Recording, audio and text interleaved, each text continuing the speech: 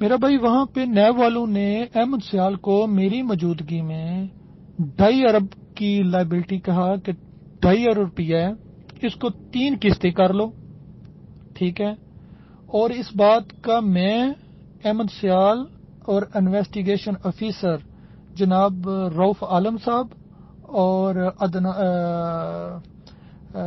ایک عادل سندھو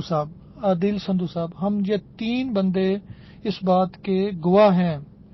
کہ نیب والوں نے کہا کہ 2.5 ارب روپیہ یا 2.35 ارب روپیہ ہے، اس کو 3 قسطوں میں تقسیم کر لیں،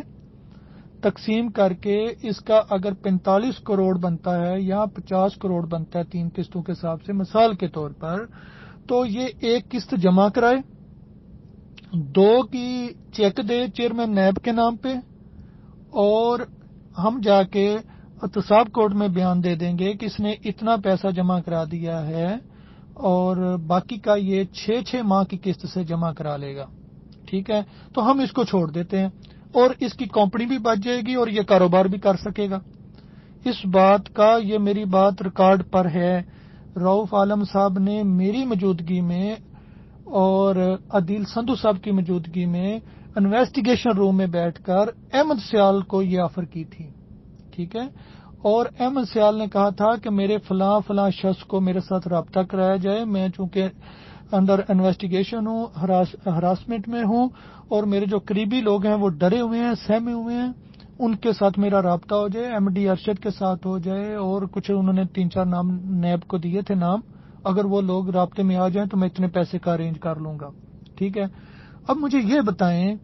کہ نیب والے آفر کر رہے ہیں اس کی وکیل کی موجودگی میں کہ آپ 60 کروڑ روپیہ دو یا 50 کروڑ دو اور نکلو اور جا کے اپنا دوبارہ سے کمپنی چلاؤ اور کاروبار کرو، ٹھیک ہے۔ تو کیا کسی کتے نے اس کو کاٹا ہوا تھا کہ وہ 50 کروڑ نہ دیتا اور باہر آ کے اور جیل کاٹتا، اور کاروبار کی نیب اس کو اجازت دے رہی تھی، لیکن اس نے جو نام دیے ان پہ نیب نے کوشش کی ان لوگوں کو گرفتار کرنے کی، پکڑنے کی، اور ابھی بھی کر رہے ہیں، اور پکڑے بھی ان میں سے کچھ لوگ گئے ہیں اور پکڑے جائیں گے بھی، اور لوگوں کے پیسے نکلیں گے بھی۔ لہٰذا میرا بھائی،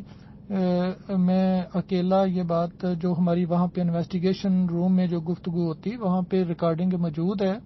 آپ اس طرح کی ہرزہ سرائی مت کیا کریں جس سے لوگوں کے مائنڈ خراب ہوں یا لوگ غلط سمجھیں، ٹھیک ہو گیا۔